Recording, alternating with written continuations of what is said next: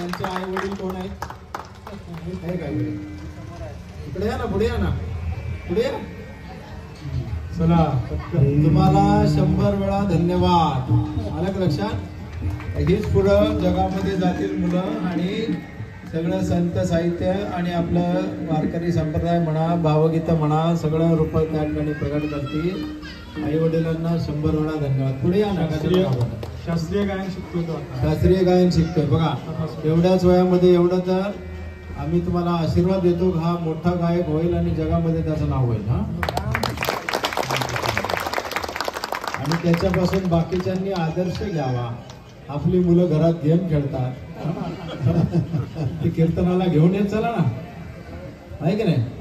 कीर्तनाला घेऊन येत चला असं त्यांना बनवा. कृष्ण बनवा, काय पांडुरंग बनवा, आणखी काही बनवा, गोपाळ बनवा, गवळणी बनवा. कीर्तनाला दररोज घेऊन येत चला. तुम्हा सर्वांना त्या ठिकाणी धन्यवाद. विठ्ठल विठ्ठल विठ्ठल.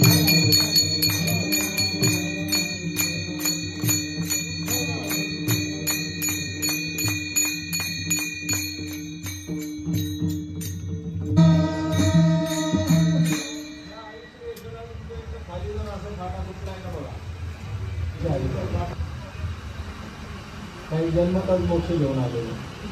तुम्ही जर जसं कर्म केलं तर म्हातारपणामध्ये आणि ते अजून मोक्षाच्या अधिकारी झाले. त्याच्यानंतर हा गुरु जाऊन बोला.